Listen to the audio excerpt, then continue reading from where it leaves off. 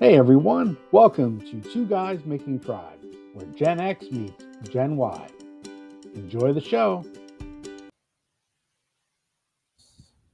Okay, we are live to the first beta test of Two Guys Making Tribe. Two And guys tonight, making a tribe. a very special guest is Nate the Great, Nate old the school Great. Chicagoan.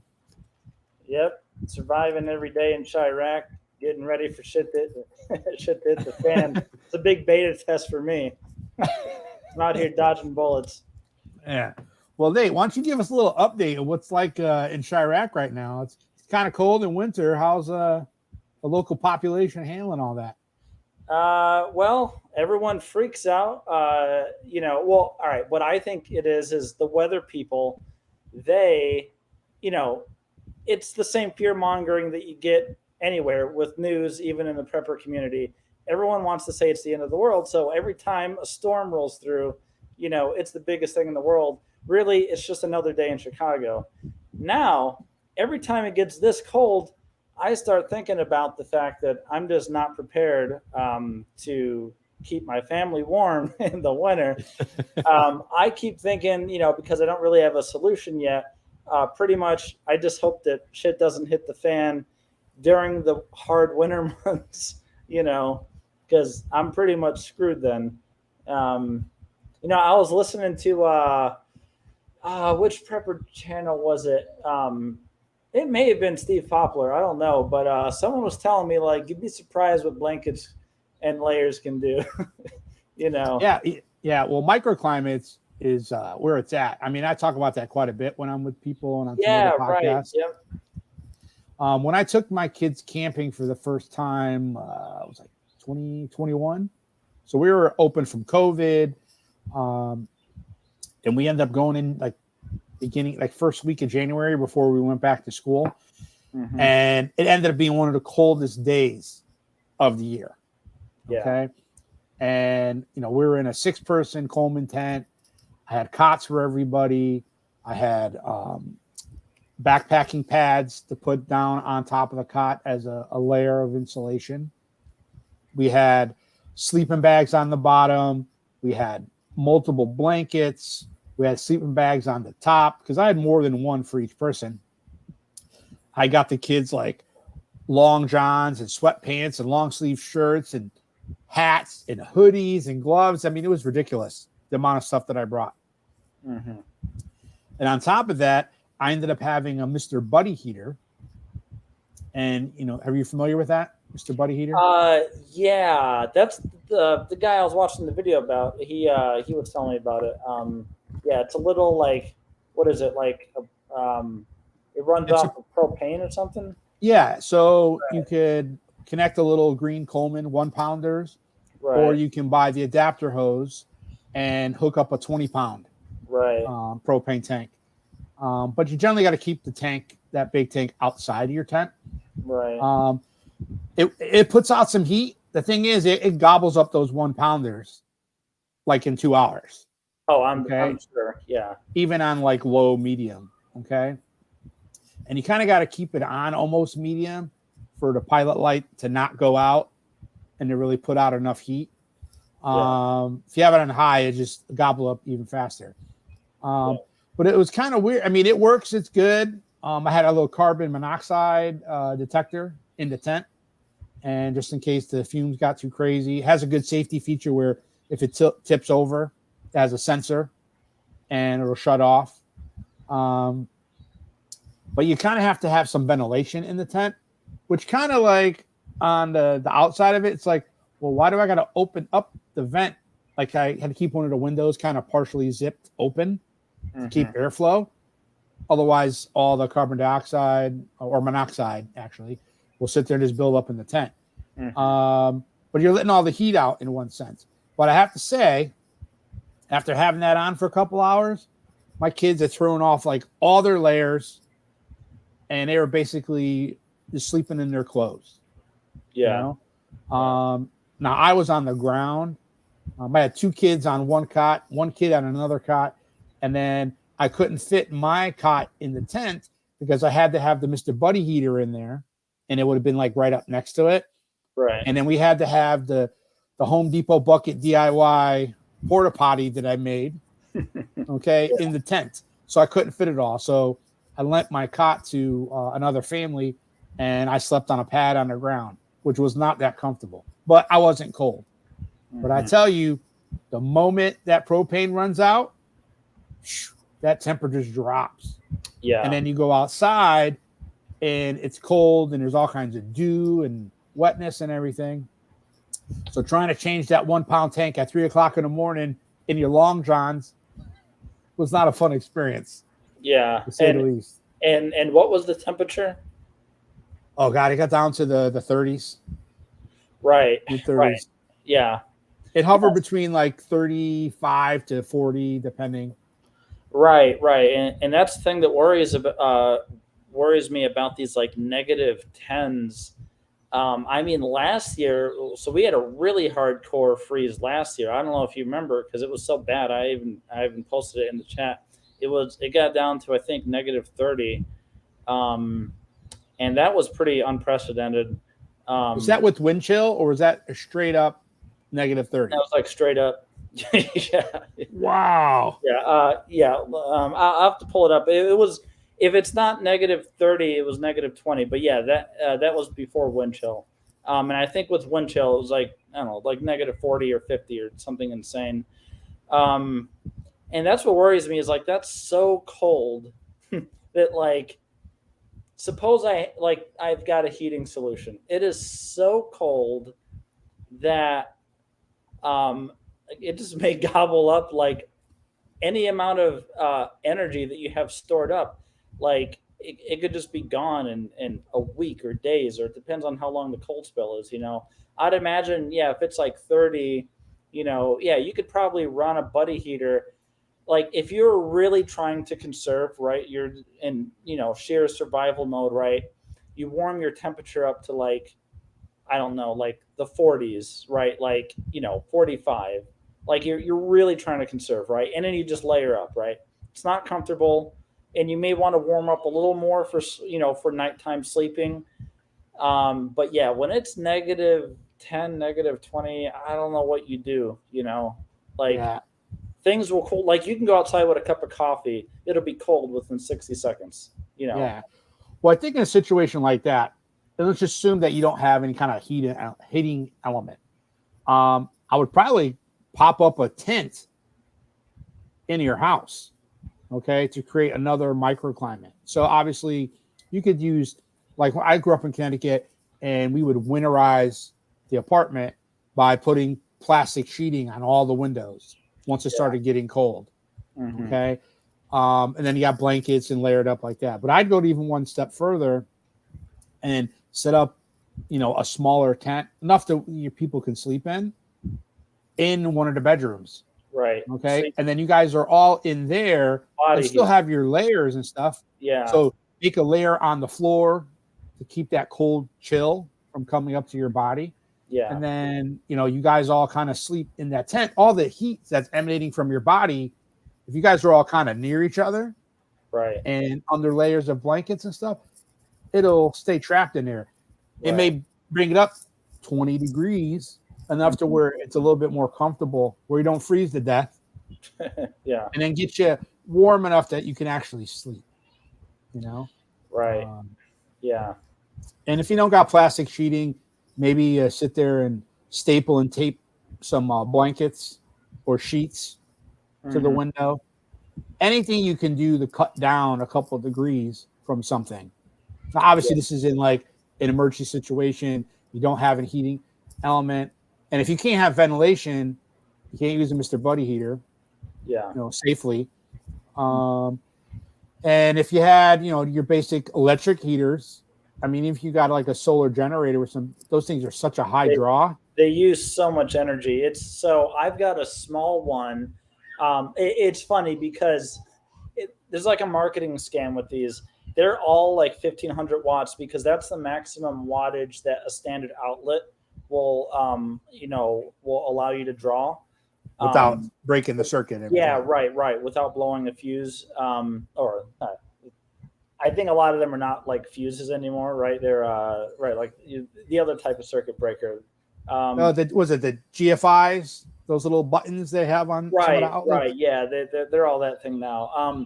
But yeah, like you got all sorts of fancy ones and ones that are like big, and they're just meant to fool people into thinking they produce more heat, when in reality it's just a bigger product. I got a Yeah, small one about like this.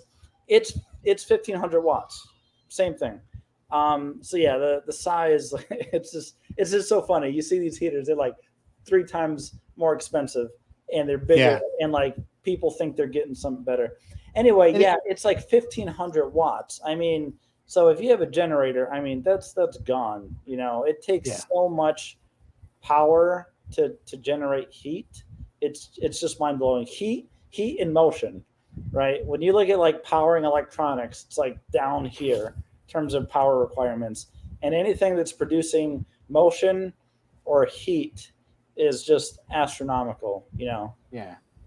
Well, I was just thinking about this. So if I had my Delta 2, okay, which has a battery capacity, I think of like 1,024, something like that, watts.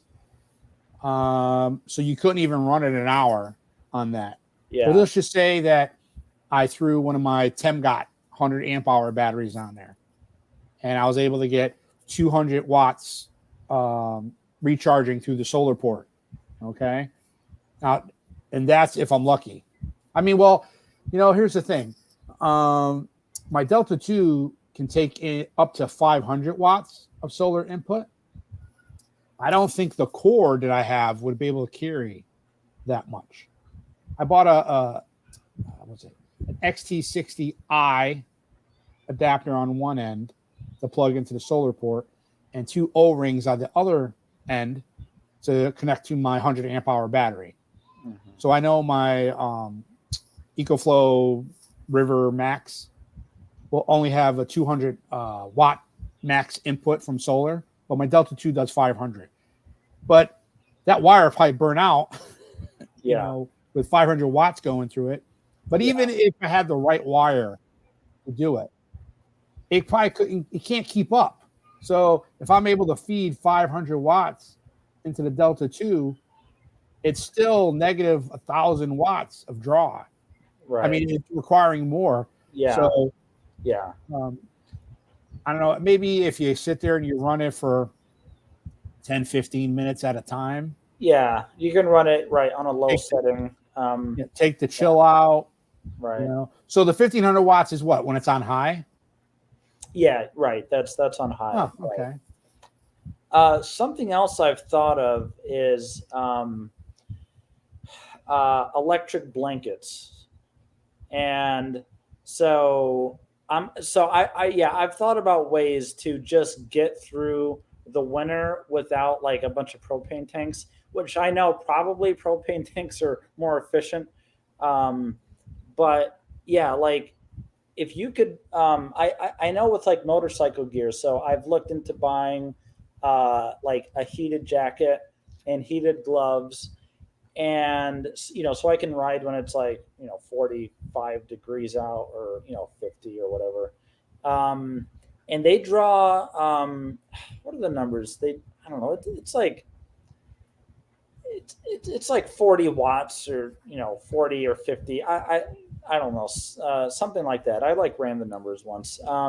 But it's not an insane amount, and the reason is that when you're heating up something so close to your body, you don't need as much, right? When you're trying to even heat a micro environment, it's still a lot of space, whereas if you're trying to heat directly against your body, I think you could get by with far lower wattage. I remember my my dad, God bless his heart, he always tried to like do prepping, but like never really did it properly. So he bought a bunch of electric blankets, but didn't have a plan for how to like, I don't know, like power them, right? Now this is before solar generators were even really, I mean, they're probably so expensive. They weren't even consumer grade back then. This is in the 90s. But yeah, I mean, yeah, like an electric blanket. If I had one, I could test it. problem is it's hard to test it. I can't like turn my heat off. My wife would kill me, and we have a baby, so I can't really just do that. But it's worth doing experiments. This is also something that I kind of see lacking in the prepper space is like experiments on how to like push the limits, right? Like, everyone says like just stock up and get everything you need, but like, I mean, and that's the best thing to do. Just buy a bunch of propane things. I agree, right? Yeah. But it's also interesting to know like what are the limits of how to be the most efficient, creating microclimates. I think after we've talked about microclimates, I remember seeing like 2 videos, and I watch a lot of prepper videos. Like 2 people have talked about microclimates. I know Canadian Prepper has once, and like one other time somebody did. But yeah, all these are interesting questions, right? Like how can you most efficiently heat a house, or power the minimum number of electronics? Just being like as efficient as possible. I think I get this partially from my job because like we're obsessed with like efficiency, like so we write this code and we have a crazy obsession with making it as fast as possible because we deal with like financial data. Yeah. So we obsess over measuring like every little thing like you couldn't imagine. We've got just dashboards and just calculating like how do we squeeze out an extra 10%, but you can apply that to prepping and say, how can you squeeze out as much as you can from the limited resources that you've got. Yeah, no, I mean, it's a good point. So electric blankets were part of, my winterization, plan. And I have enough solar generators and backup batteries that I could run them throughout the night at different times, in addition to having a microclimate. Everyone runs hotter or colder than someone else, and a lot of people that use electric blankets, they might be sitting there watching TV and they throw it on their legs, or they're at a tailgate event or at a football game. But I don't even know how they're even, unless they're bringing a solar generator with them, I don't know how they're even running them. But just based on the replies, because I posted in different like Facebook groups, hey, looking for recommendations on electric blankets and blah, blah, blah. Man, you get such a spectrum of people. Some, it's just like anything else. Oh, I love them. It's the greatest thing since sliced bread. Other people are like, don't waste your money. And it's just like, my God. A lot of overlanders and like car and truck campers, they utilize, electric blankets. They like them, I think they're worth having. They can be a little pricey. I mean, I probably wouldn't buy one for $20. Okay, I'd probably spend the $40, $60, or $80 for it. It's not like a big blanket that's going to cover your whole body. Right. They're kind of like lap blankets. Right. So you have to strategize with it. And if you're with your family, you need more than one, but I think you're right that if you're able to keep it on low, medium, just like with the Mr. Buddy heater, and you have like 2 of them and you guys are all close to each other. So when it's too hot out, okay, I have plans for a cool room. That's where I wanted to get like either a wall unit air conditioner or a portable air conditioner, and have my solar generators run it for a couple hours here and there and be able to recharge them during the day. Apply the same logic with the heat. You don't have part of the problem with alternative energy or people preparing, they want to have everything like they're on the grid. They just want to flick a switch, buy a gadget, and just run everything and not skip a beat. And you really can't, unless you have a lot of money, you can't do that. Yeah. You got to conserve, you got to cut back, and you just can't have the electric blanket on for 24 hours. You won't be able to have enough power for that. But you know what? You need it for when you're sleeping, for the most part, or if someone is ill. The same way applies to air conditioning. So if I could run air conditioning for at least 5 hours at night, then it'll be, because it's not as hot at night, even in the summer in Florida. Okay. Yeah. But you get those 5 core hours when you're sleeping. You need to be cool to get good rest. Then during the day, you can have very little amount of clothes on, you know, or if you have a sick room, you got to be able to have the air conditioning so whoever is not feeling well can be comfortable and heal. Yeah. But if you got enough solar power, solar panels and stuff, you could run the air conditioner again for another 5 hours during the day. And as long as you have enough panels to run that and replenish your batteries. So it takes a little bit of planning, a little bit of investment, and knowing that you just can't sit there and keep your house at 70 degrees 24 hours a day. Yeah. Yeah. You know, and you know, you being in the location that you're at and in the type of structure that you're at, you know, solar generators are the way to go. That's really your only option. And electric blankets and, you know, microclimates. You think people would talk more about microclimates than they do? Yeah. I don't know if it's just not sensational enough. I mean, yeah, it's kind of boring. Like, yeah, right. You have to look at the motivations of a YouTuber. The motivation is inherently getting more subscribers, right? Yeah. And yeah, talking about electric blankets. That's kind of why Canadian Prepper went off the rails. I mean, as much as I love him, like he went off the rails. He used to make good prepping content, and he's said before that like it's what people want. Like he's said it straight up. Yeah. Like I make these like videos on how to do pragmatic prepping, and they just don't do as well. Yeah. You know? Well, you know, I think people, they want to hear the fear porn all the time. Yeah. And they don't want to solve problems. It kind of is a reflection of politicians. They don't want to solve problems. They want to sit there and what's the word I'm looking here? You know, they want to obstruct. Right. Yeah. Right. Blame. You know, blame the other guy, and which might be true because the other side is obstructing, but they're obstructing because you're obstructing. I mean, it's a vicious cycle. Nothing ever gets done. I wonder if there's like something like an electric blanket, but for cooling. I know it's like a totally different technology, like for cooling, and I actually don't understand how air conditioners work. I'm just going to be honest. They're kind of a black box. I know it removes heat, right? So there's no such thing as creating cold. Cold doesn't exist. Only heat exists, right? So it just removes the heat from here and brings it out your window.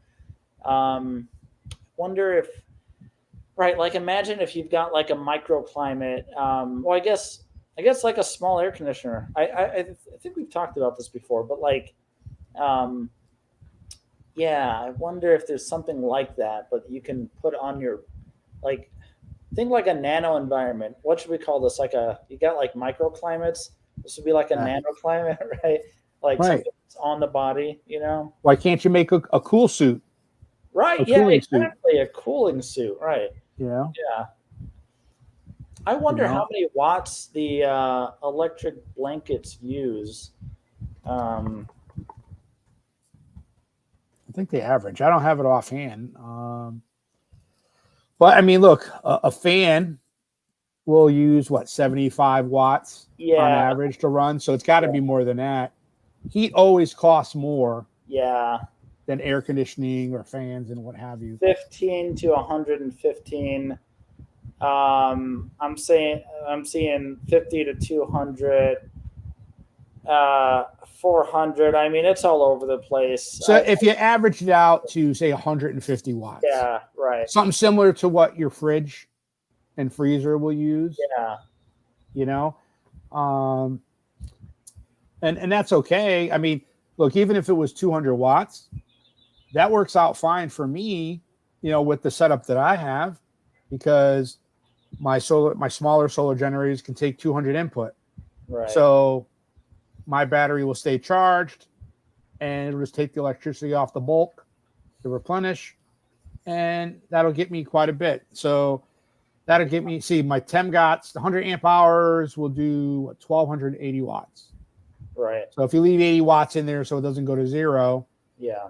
then you're getting what, 6 hours Yeah. off of one battery, Yeah. you know?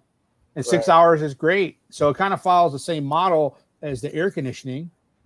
Okay. Because during the daylight hours, or like, that's the wrong term, during our awake hours, we can just layer up clothes and we're moving. So like you were saying Right. earlier, it's all about movement. And as long as you're not sitting around the house, you need to be doing stuff. And then your body's generating the heat, and you probably wouldn't even, unless you're out in the elements, excuse me. So there's a difference being in the house and it being Yeah. cold Right. Having the than wind, outside. yeah, having Yeah. the wind blow the heat right off of you is yeah, that's what happens Yeah. when you're outside. Even if it's freezing, if the air is still, then the heat, I mean, it's part of why a lot of layering is about preventing air from escaping, you know, because yeah, like your body heat will just be gone, you know. That's why like good coats, right? They like the sleeve has like an inner part that like is elastic and attaches to the body, you know, to prevent air from getting in. You know, and you know, depending on how cold it is. So you notice when we get cold, the first place is, I mean, the body pulls the blood from our extremities, our Right. hands, our feet, our nose, our ears. Those are the first things that we really feel the coldness. If you don't wear a hat, I mean, a lot of your body heat. I remember seeing something. I mean, I'd heard it many times before in my life, but somebody was mentioning the percentages of how much of your body heat escapes via your head. Yeah. So even if you're in the house, wear a beanie. You know, Yeah. you know, have some earmuffs. Yeah. You know, your cheeks and face. I mean, if you got all these places covered, okay, most of your heat's going to stay. Then the body is going to stay at a better core temperature and let the blood flow into the rest, you know, the places where you leave first. Right. So, Yeah. But, you know, a lot of people don't think that way. It's like someone trying to figure out something. They don't think about the physics of something, and that'll help you solve the problem. So just think Right. about the biology Right. that could help you prepare. I don't know why more people just don't think that way. Right. Maybe it's just easier to sit there and watch some influencer and, you know, what Right. Google can I buy? What gadget? Right. Yeah, right. Because there's so many factors. Just understanding this, right? There's the volume of space, right? So microclimate versus like a larger room, and there's like the wind chill and like how many watts it takes to heat and all these things. And yeah, you really have to understand all of it to know what the optimal thing is. Because yeah, I mean the thing is that preppers aren't like rich, like we're. So yeah, I mean, we're not like Mark Zuckerberg, who I don't know if you know that giant like prepper mansion Compound he's building in Hawaii. Compound he's building in Hawaii, right? Like we're not that. It makes me wonder if Ron from Atlas Shelters is building his. Yeah, I mean he's got a client list that he says he can't speak of, so you never know. Good old Zuck might be on there. Yeah. We don't think of, we need to think more about the physics of things and the biology of things, but also the psychology of things. So since you've lived in Chicago and you've lived in Florida, so you got the cold up there, but you got the hurricanes down here.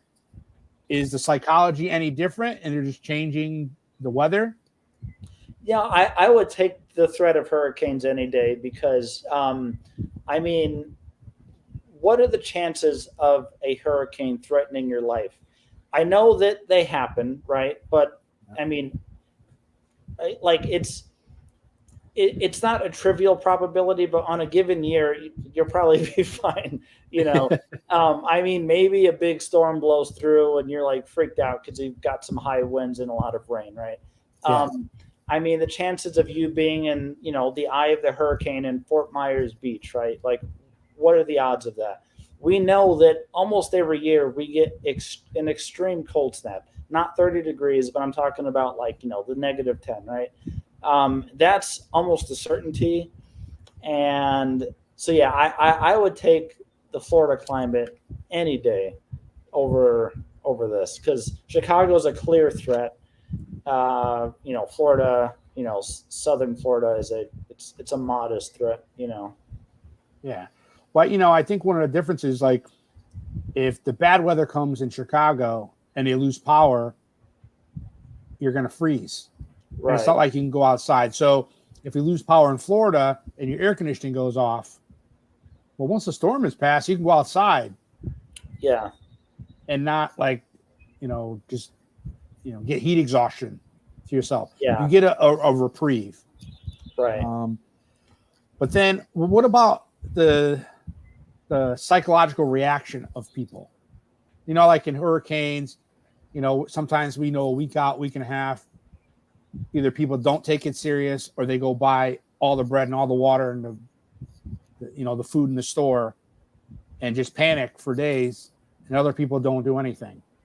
You see you get enough notice with the storms, right, in Chicago? Yeah, right. Because I saw that. I remember the first year I moved to Florida. There's a hurricane that came through. Like, we moved in September, so it was like right at the end of hurricane season.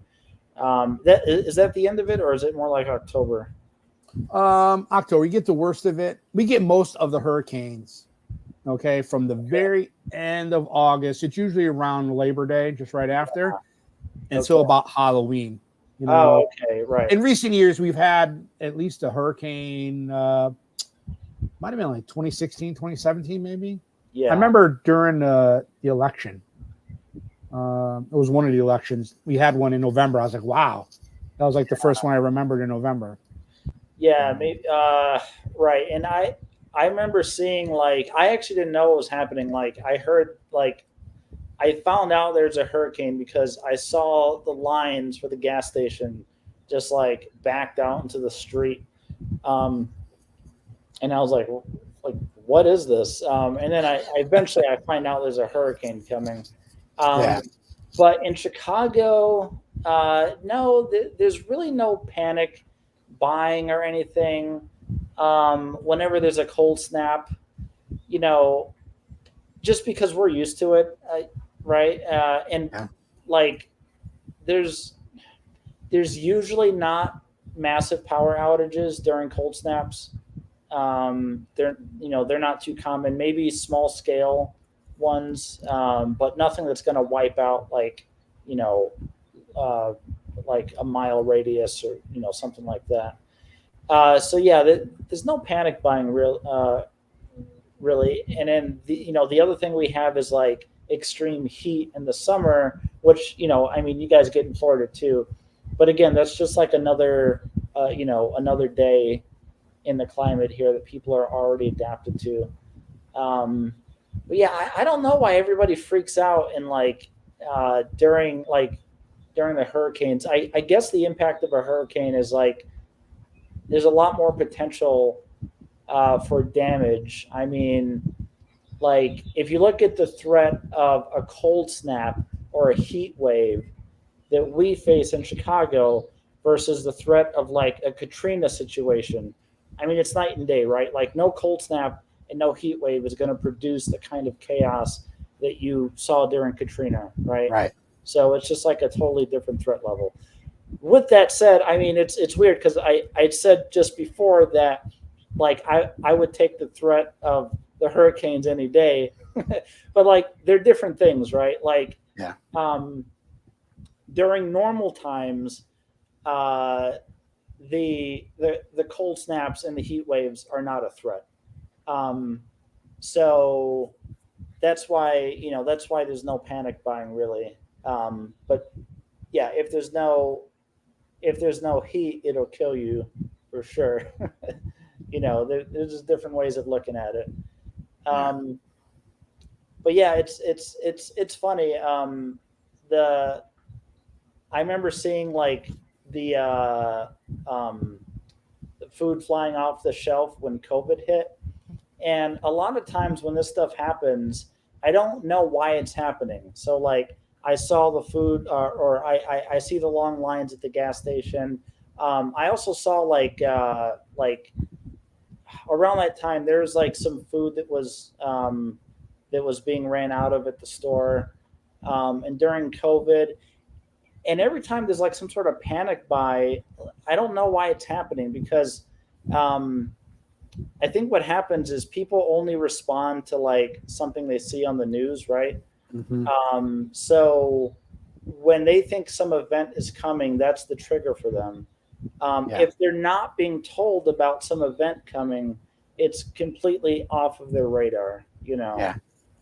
Well, because they, most people, the normies, you know, they're not thinking about any kind of emergency preparedness.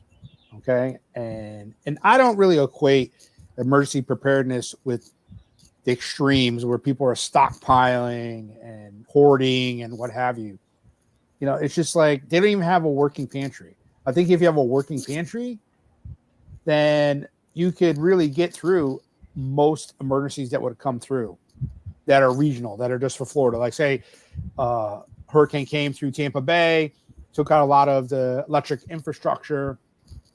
I think if you got a working pantry, I think you're going to be good to go. Now, gobble up your perishables first, but if you have enough, you know, cereal and canned goods or, you know, box stuff, they're not even really healthy, but if you have a generator and you got meat in your freezer, then you'll be okay. You just got to run it for a couple hours, and then you can stop and conserve your gas, and you'll be all right. But most people, they barely have a couple of days worth of food in their house between their pantry or in their refrigerator or freezer. So, I mean, if you're an avid hunter, okay, and you like to keep, you know, a deer's worth of, you know, meat in your freezer, that'll last you a long time. I mean, because you can sit there and conserve your food. We're very gluttonous in this country, you know, between eating the foods, getting the double Big Mac, you know, with the super fry and the giant soda, um, just getting these big giant portions at restaurants. Okay.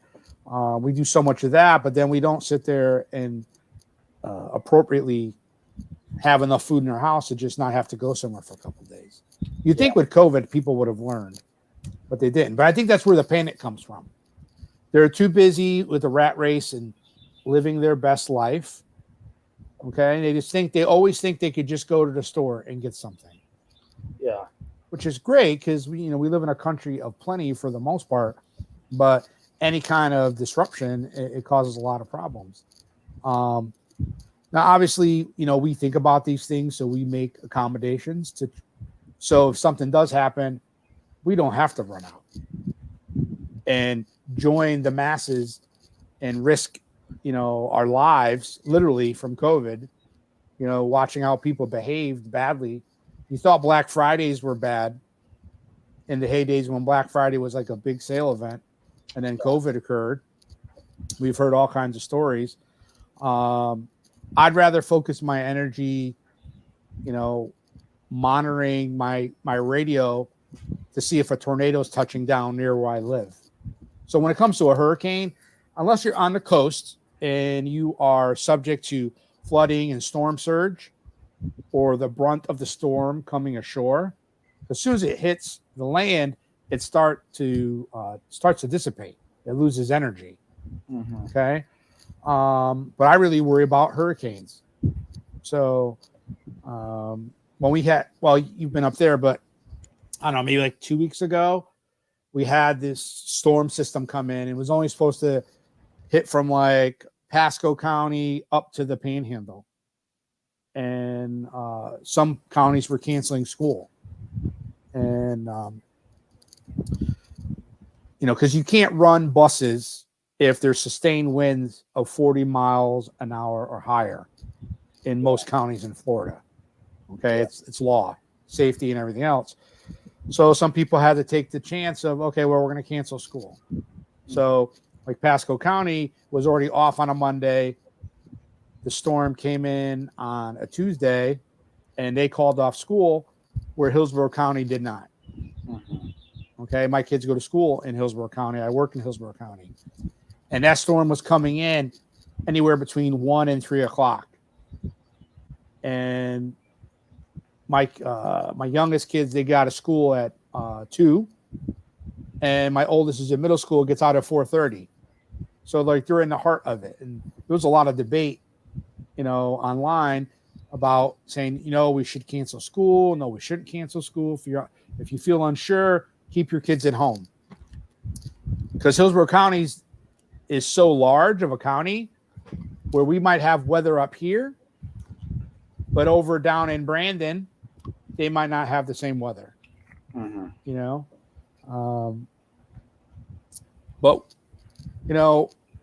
I don't really worry about the power going out.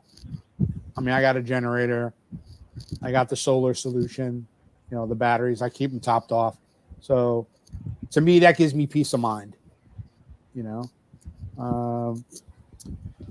What is one thing that you've done since you moved back to Chicago that's given you peace of mind when it comes to these weather-related potential emergencies? Comes to weather, well, the big one is the cold, and guilty of not having done anything, but I've thought about it a lot. Getting soft being out there in Iraq. Yeah, I know. Well, this is what happened. So last year I was like, this is a hard problem, right? And then before you know it, it was like March, and I was like, it's almost over, so I'll deal with it next year, right? And then the same thing happens, right? Like, it starts, getting cold. January hits, and I'm like, man, this is important. And then it's almost February, and I know March will be around the corner. And each year I just keep like punting on it now, because during the rest of the year, spring, summer, and fall, it's not really on my mind, right? Which is kind of a problem. It's a good problem to have, though. I mean, we Yeah. don't want to sit and always be worrying about some kind of drama that's out there. That's why I think it's hard for people to embrace emergency preparedness unless there's something like in your face. Like we only embraced it in Florida from August to November. Yeah. And then nobody really complains about the winter. Yeah. Yeah. But yeah. Well, I want to thank you for being on this podcast. Being Hope on you the test podcast. On the test podcast, man. Doing it raw. Yeah. Definitely going to have you on again. We'll have plenty to talk about. But yeah, I'm curious. Oh shit. I'm curious to see this video too, because I want to know what my podcast voice sounds like. I don't know what it sounds like. When you hear yourself talk, it's not the same. And when you hear yourself on a recording, you're like, what is this? Right? It sounds like another person. So I'm very curious, just to see, what I sound like. Maybe throw it on a Google Drive or something. Oh yeah, definitely. We'll share it with you. Well, that was one of my big concerns when I started doing podcasts on other people's programs or channels, and I was like, okay, am I going to sit there and say like or too many times? Right. Or am I going to sound weird? And I got a lot of good feedback from people. They're like, oh, they give me thumbs up, give me good positive feedback. But my kids are like, you sound weird. It's like, man, if I wasn't already self-conscious, you're making it worse, guys. Yeah. But they're kids. But I definitely feel like I sound different on the podcast. Oh yeah. But no, it's a valid question. You've got a good podcast voice. I think you do. I think Brendan does too. Yeah.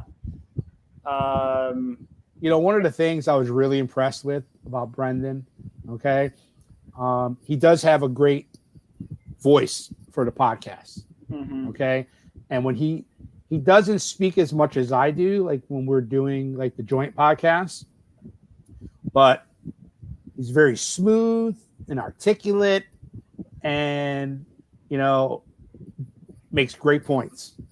You know, so like it's such high quality. So he's not really a very talkative guy a lot of times, okay? But when he speaks, it's like E.F. Hutton. Yeah. Remember those old commercials? Everyone listens. And, you know, where I'm sitting there going, okay, and like, and but it's good, you know? And you did pretty well yourself. You know, yeah, one time I had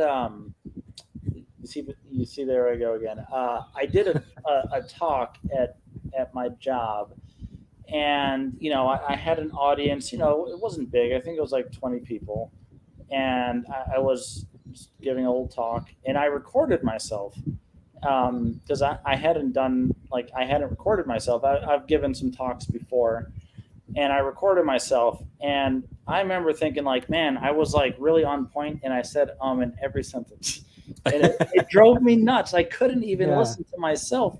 I couldn't bear to listen to it. I couldn't get through it because I was like, It's like, what am I doing? If I just removed the word I was extremely articulate. If I just stopped saying I don't know. It's such a habit that's like really hard to break, you know? Yeah. Well, I brought that up to my buddy. Like I was telling you earlier, he does public speaking for part of his living. And he says really to get through that, he's like, it's just practice. You just do it. Yeah. Just do the stuff. And eventually it'll go down. And, with the number of podcasts that I've done, my ums and likes went down, but then my okays, like I was making points, I would say something and I go, okay. I don't even know why I was saying that. I don't know if it was just a involuntary reaction to emphasize something, you know, on the podcast. But I think eventually that stuff will go away. I think a large part too is if you're just being yourself and you're relaxed and you're speaking with, I wouldn't say confidence, but with just authenticity. You're not trying to sell something. You're not trying to convince people to think a certain way.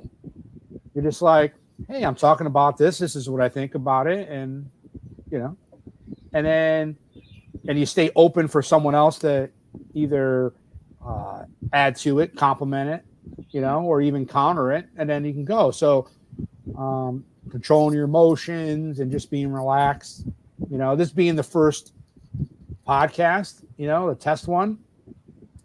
I think I stayed, relaxed most of the time. But in my brain, I'm sitting there, I'm looking at the time. I'm wondering, am I squirming too much? Yeah. What's my body language? Like I'm in my head at the same time talking to you, trying to multitask. Yeah. So, yeah. Yeah, maybe. I don't know if you want to do another practice one at some point. Like, I feel like, getting some of those basics down has got to be super important. Oh yeah. There's nothing. So because the other thing is that you don't want to like turn people off to the channel right away. Like people that because once they see you and they're like, like I checked this guy out. I can't stand it. Right. They may not give a second chance. Right. Like, they might be like, I've seen that guy's podcast. I don't like it, and that's it. So maybe, like another practice run I'm sure with Brendan, you guys are going to do some practice runs for sure. Yeah. Yeah. This podcast between me and you, totally unscripted. It was just like, hey, we're doing a practice, and we just ran with it.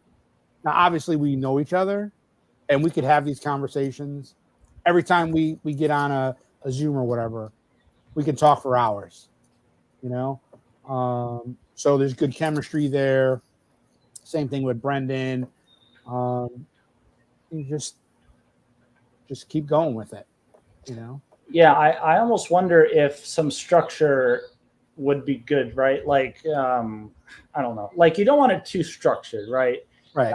Because you want to be able to go a little off the rails, but like, you probably, if you come up with a list of things to talk about, it might make it more interesting because you don't go off on a tangent too far and you come back to something that you've already predetermined is going to be valuable to talk about, you know? Yeah. I like bullet points because I've researched, different people's advice on what to do for a podcast and like, oh, write a script. And I'm like, I'm not going to write a whole script. I'm not going to read a script on the podcast. Yeah, that's insane. Right. That's like inauthentic. And people are going to identify that right away. You know, nobody wants to listen to anything scripted, you know. Right. Nothing scripted or polished. Right. Okay. Obviously, this is not polished, you know. They want to keep it layman's. You know, it's like bar talk, locker room talk, in a sense where it's relaxed, having a conversation. That's why I think it's better to have multiple people, at least 2 people in a podcast when you're talking about stuff, because I think people can connect with that easier, Right. Yeah. And, you need frameworks for, your podcast. Like as I'm preparing my different episodes, I'm creating themes for them in general. And then until I work on them and I'm like, you know what, let me put this down. Once my brain's tapped, then I go either do another one or go do something else. And then all of a sudden I'm like, oh, man, let me add that. So I keep notes and then update stuff. So I don't want to make it seem like I don't put planning into my episodes that I'll be making. You need planning, but I want to keep it minimal, especially when there's other guests, to just keep it natural. And, it's my responsibility also to sit there and keep it from, if it leans off the rails a little bit, bring it back in. Yeah. Because it's easy for any of us to sit there and just go down in rabbit holes and, have a tangent and stuff. And I think if one voice is speaking too much, that's a problem too. Mm-hmm. Yeah. So when you got 2 people, because I don't want to do one by myself, maybe if I was doing a short one to explain something or demonstrate something, maybe, but I'd rather have somebody there, Mm-hmm. It makes it more fun. Yeah. And I think I want to have like, a small group of people that I do different videos and stuff. Mm-hmm. I know radio, electrical stuff, solar, whatever. I'm like, hey, let's go talk about this. And we talk about it and, prep a little bit beforehand and maybe have, as this is going, add some visuals to it, set up another camera or have a couple of canned pieces of video showing, okay, this is how I hooked up this and this is what happened. And we're watching it while we're doing this, and then we comment on it, because I know one of the things I love about how-to videos or demos, was when they did it. They showed me. This is one of the things I love about City Prepping. When he's done several DIY solar generator, systems. And I learned a lot from those. I mean, I literally said, okay, I'm going to write down everything. He put lists in his description notes. And I bought a lot of the parts that he recommended, and I bought some things that he didn't recommend, but I learned the most from him. And then, like, say, Hobotech or Prowse. Hobo. How does it go? Hobo Techno. And then Will Prowse, So if I needed to pick a guy to watch, if I want to go super DIY, taking like raw battery packs and stuff, Will Prowse is the guy. Yeah. But for great reviews of products, he's good too for teardowns. Yeah. For performance tests, like Hobotech is great, you know? Yeah. So Guys, so I don't good, want to, like way yeah. over my head. He's pulling out data sheets and Oh yeah. And it's like, I don't want to be those guys. I don't want to replicate that, but I like to learn from them. And then maybe there's pieces of that I can sit there and share with an audience. Okay.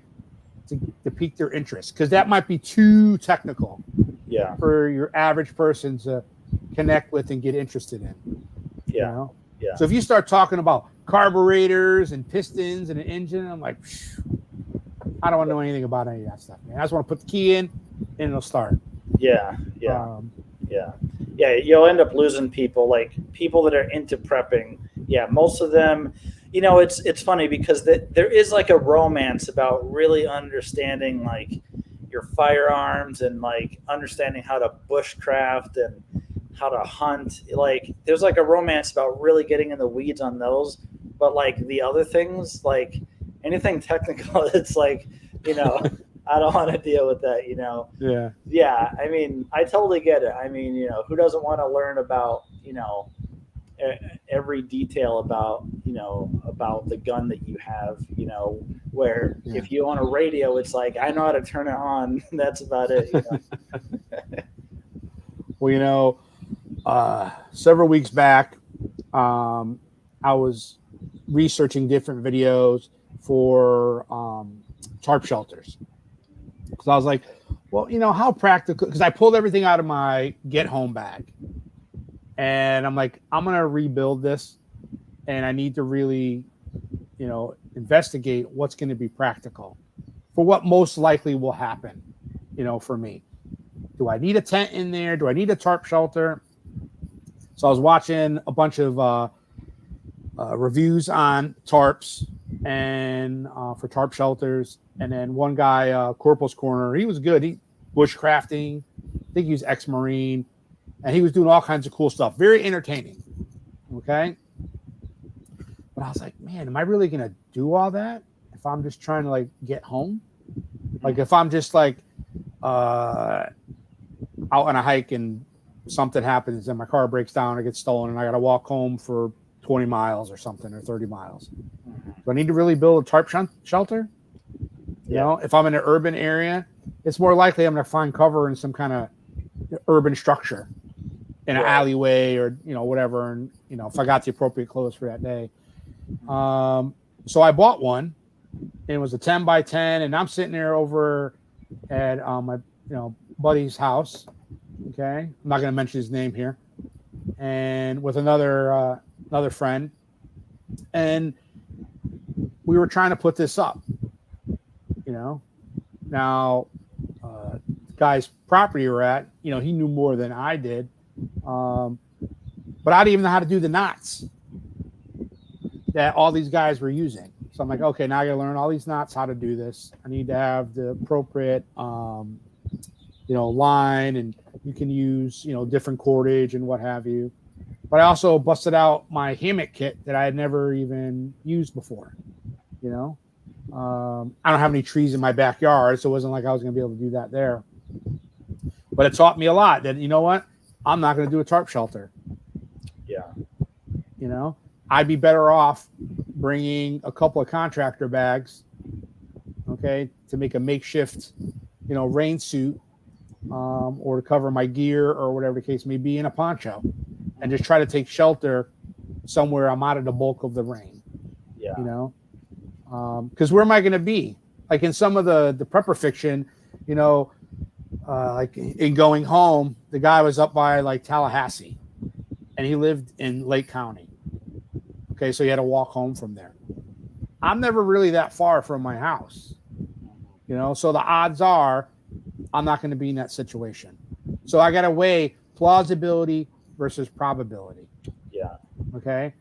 And I mentioned something the other day to somebody, we were online, they were asking about get home bags, and I gave them my recommendation that, you need a good pair of sneakers, a change of weather appropriate clothes, a couple of water related things, just a small fraction of what I used to have in my bag. I says, if you don't sit there and draw the line somewhere, you're going to have a bag of, well, what if I need this gear? Yeah.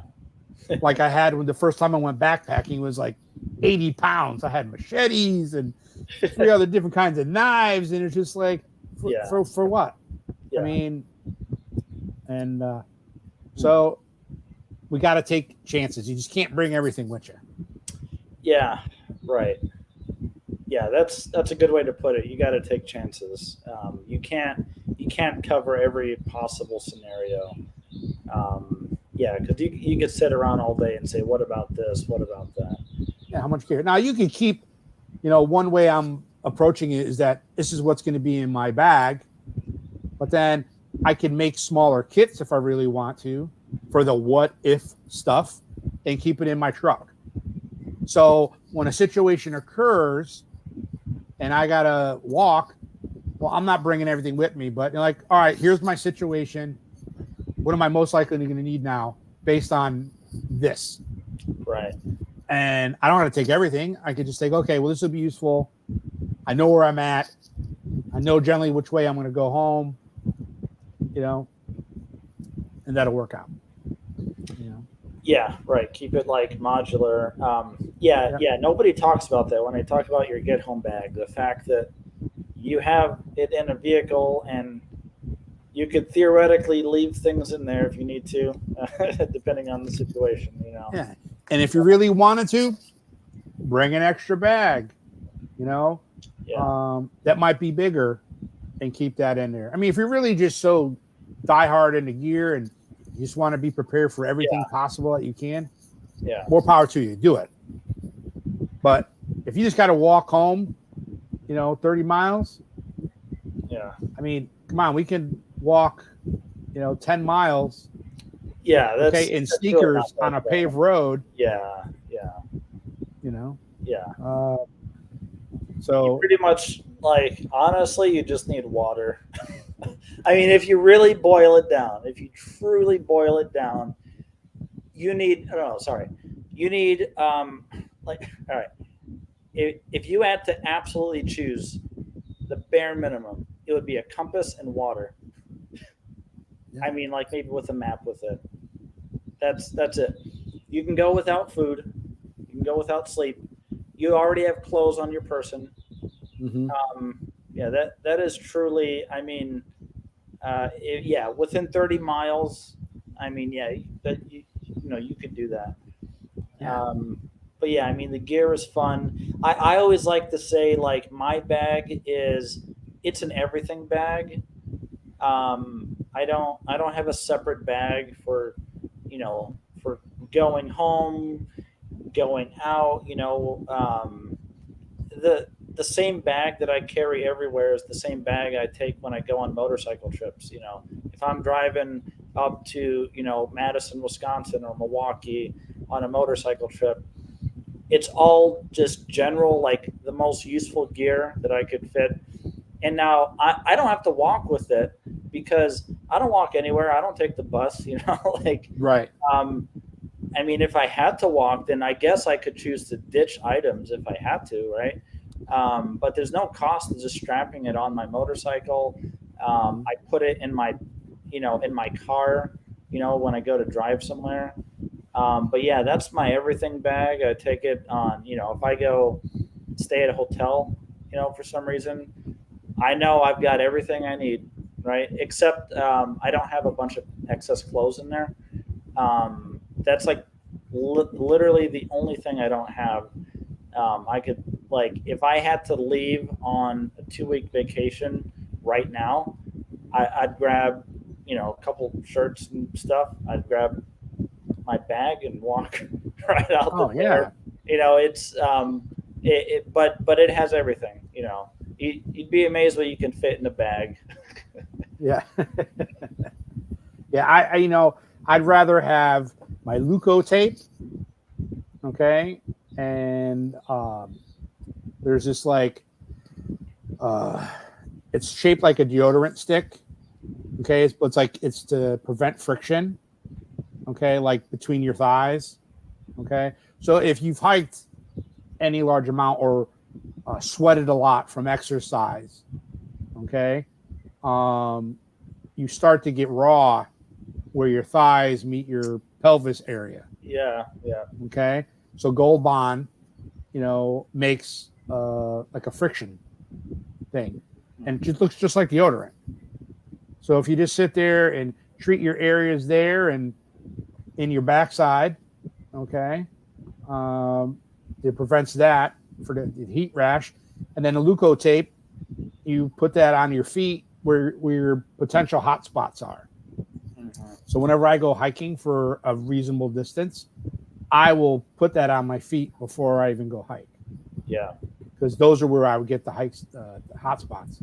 And I wear trail running shoes, Solomon's, which help out a lot. But that's the thing. So some preventions, you got to look at, you're going to be walking for a long distance. You might well look at it as you're doing a long hike and have those, pre-first aid type things. Right. I would want to bring those before I'd bring a ton of my first aid stuff, because I know I'll get blisters or I'll get heat rash if you're, walking 10, 15, 20 miles in a day, and then and if you don't have a change of clothes, then you're just sitting in your sweat. Yeah. Right. Yeah. So again, thinking it through, which I think a lot of people in preparedness don't do. Okay. Have a logical reason why you are going to make the choice that you're going to make. Yeah. Okay. And then again, plausibility versus probability. Almost anything is plausible or possible.